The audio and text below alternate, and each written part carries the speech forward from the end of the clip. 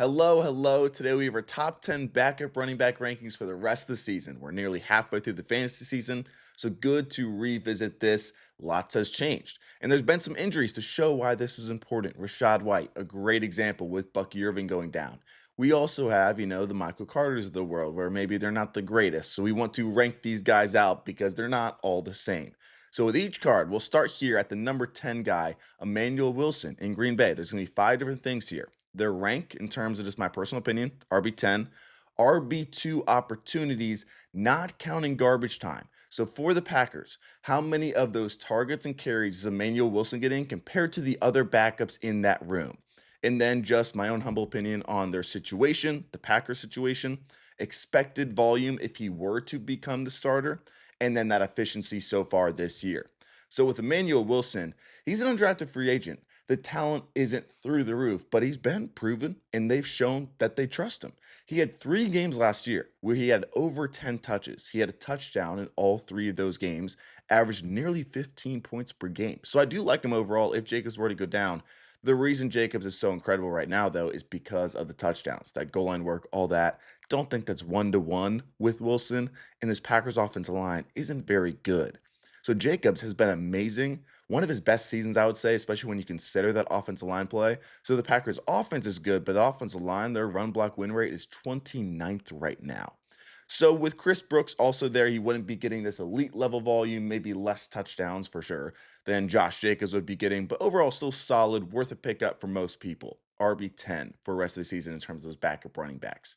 And I'm not counting guys like Zach Charbonnet anymore, just with the volume that he's getting, or some of those guys that aren't true backups. David Montgomery, like he doesn't count. Next up is RB9, Tyler Allgeier.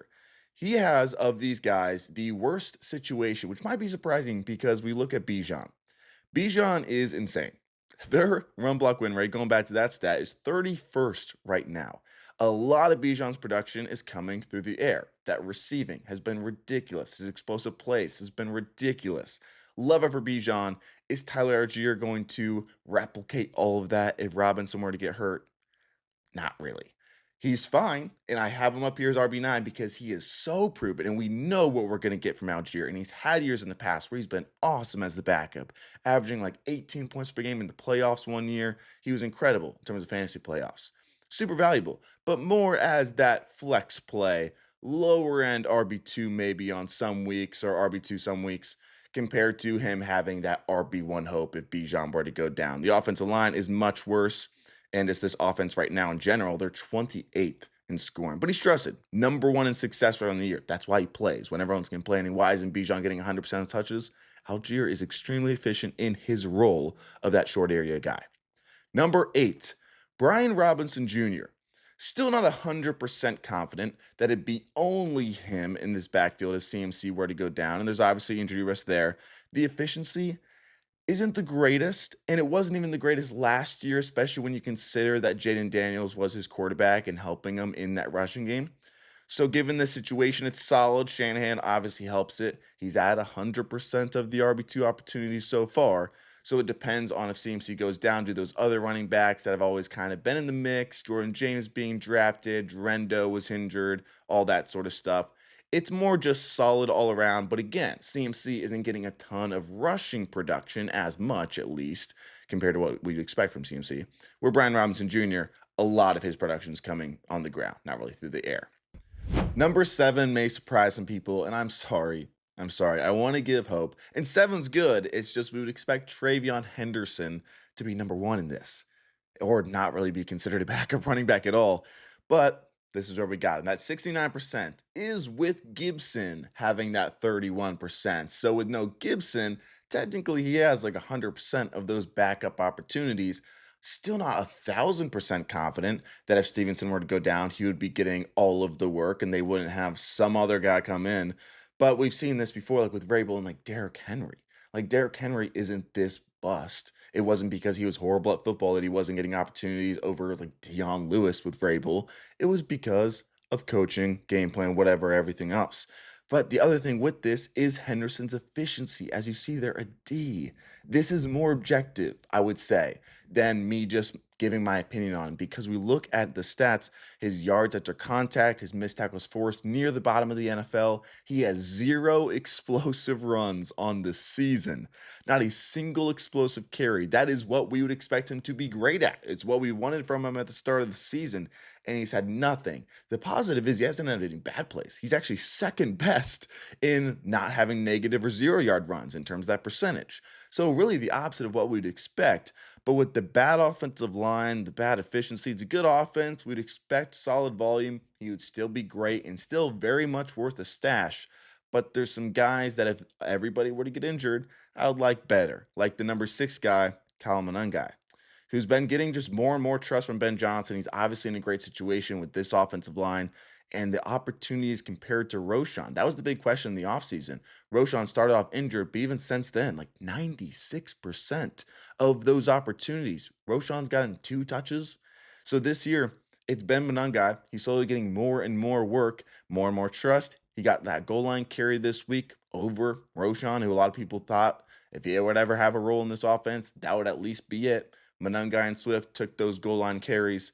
So I like Monangai overall in this offense. Just a really good situation, and think he would get a majority of that volume if something were to happen to Swift. And Swift right now, he's good. He's good. I like Swift overall. A lot of people dislike him in terms of efficiency. He's not anything incredible in efficiency, but I think Monangai wouldn't be this massive drop off that would maybe see from like a Josh Jacobs to Emmanuel Wilson to start the video.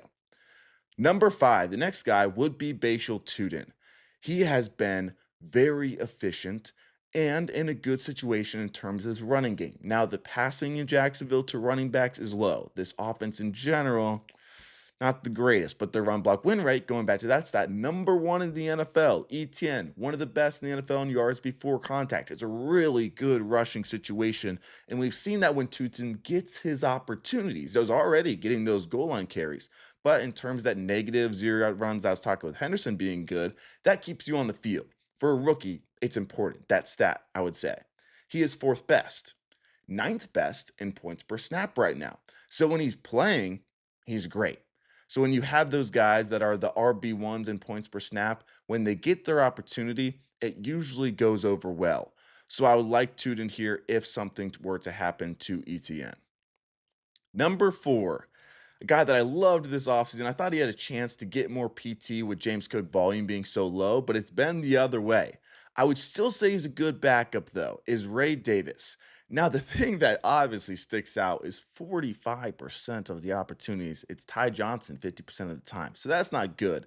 But the majority of that is one, James Cook is taking an absurd amount in terms of the percent. So it's not like Ty Johnson and Ray Davis are getting much of anything. 2 is the opportunities that makes this 50% is a lot of the receiving game work, the snaps, all that is Ty Johnson. So that's more his receiving role. So if something were to happen, I still think the expected volume and what's obviously an incredible offense would be really good, because Ty Johnson, I don't think his role is changing too much. If James Cook were to get injured, I think Ray Davis would just sub into the James Cook role for the most part, and Ty Johnson kind of sticks in the Ty Johnson role. So his efficiency's still been fine, at least going back to that last year. He hasn't had too many touches this year. That expected volume, B minus, but the situation, that's the big thing here. If you can get the running back in the Bills offense this year, I like it. It should be good.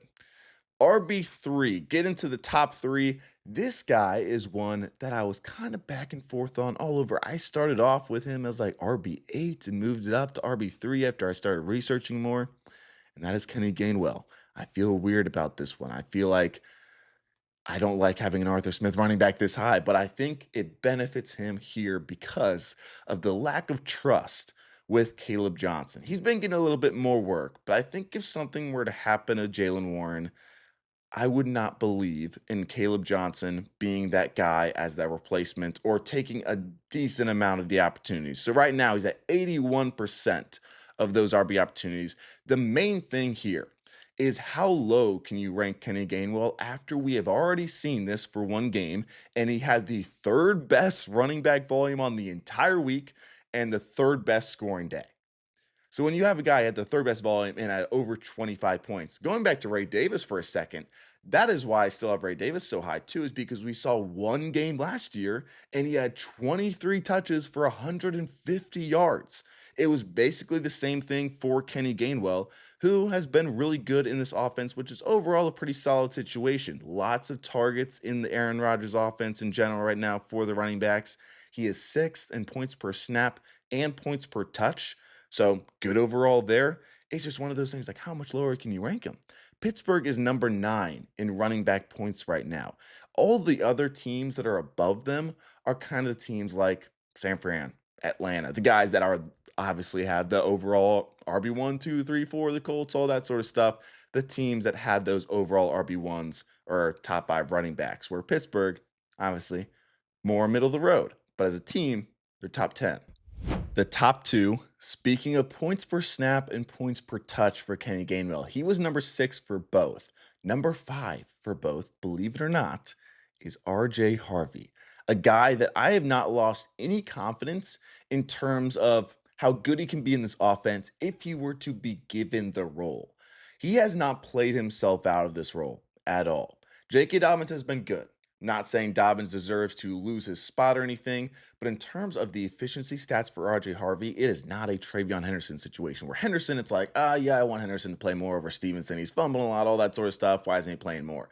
Oh, well, his efficiency is really bad. That's not the case for RJ Harvey. His yards after contact this year, number 1 in the NFL is Bijan. Number 2 is the resurgence of Javonte Williams. And number 3 is RJ Harvey. When he's on the field, obviously, top 5 running back in per touch rankings, per snap rankings. You've got the Dobbins injury risk still too. So I think that moves him up for me in terms of just looking at predicting injury possibilities, that sort of stuff, which I don't want to mess with too often, but like obviously Dobbins, a little bit more risk than your average guy. In Denver, speaking like Pittsburgh being number 9, Denver's number 12 in those running back points. So I think it'd be a little bit higher this offseason in terms of the receiving. The receiving's been a little bit lower. Dobbins hasn't really been getting too much of that. Batty or Batty, however you say it. In terms of the Denver running backs, he's still getting a decent amount of the passing game work. But RJ Harvey, I think if he was a starter, he would still get more volume, which he's been really good when he's gotten the targets. He just needs a little bit more passing volume. So really love RJ Harvey. I would not be shocked one bit if he was like a league winner in the fantasy playoffs for people. Just because Dobbins goes down, Harvey gets 75% of the work in this Broncos offense. Maybe they improve a little bit. Really good offensive line for run blocking. Great situation overall still. So I like Harvey. If he is somehow available, which I don't think he is for 90% of people, but get him. But even if you have Dobbins, maybe don't mind trading for him as well. But the number 1 running back, for a load of reasons, is going to be the Rams' Blake Corum. Situation is an A. Expected volume is an A minus, maybe an A. Efficiency, not the greatest, but it's not horrible. The big thing is the RB2 opportunities and how Sean McVay runs his offense. He wants a guy, basically always, up until this year, have a guy that is that workhorse that gets all the carries, gets all the receiving, gets all the goal line work, everything. And it's extremely valuable because Sean McVay is a great play caller, has a great offense, has Stafford, has a good offensive line this year, all of the above. We've seen it with Kyron Williams. We've seen it with Todd Gurley. We saw it with Cam Akers for a few games. And it can be Blake Corum if given that chance, if Williams were to be out for a game. I like Jarquez Hunter this offseason in terms of the draft. A lot of the reasons that I liked him is because the Rams were obsessed with him. Sean McVay loved him and made me a little bit more worried for Blake Corum. And yet, he is a healthy inactive. And Blake Corum is out here getting half of the carry. Some of that was in garbage time, but still, before garbage time, got about 35% of the carries this last week against Jacksonville. He would get that receiving, which isn't a ton in LA, but it's enough. The goal line carries would be his. He's already getting some. The Rams, 7th in goal line carries this year. They were top 5 last year. It's very valuable in that offense still, even with Devontae Adams. So we got a guy who would get a ton of volume. He would be getting fantasy RB1 volume and a great offense where the efficiency is enough. It's not anything that's bad. And we've seen that even like his weakness last year was his explosive runs near the bottom of the NFL. This year, in terms of the 10-plus yard runs at least, number 1, a lot more.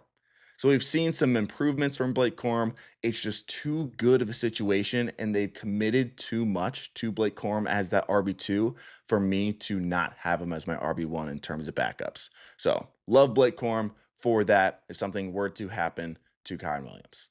Hope you guys enjoyed this video. We'll have more come out Thursday. And then next week, the next 2 weeks, come back on Tuesdays. I'll pitch it real quick. Come back on Tuesdays. I have 2 videos that I've already prepped. I'm very excited about big projects in terms of one being schedules, first half versus second half of the year. And then the week after that, I'm going to try to do a new metric that I'm working on and see if it works out there. But yeah, thank you guys for watching.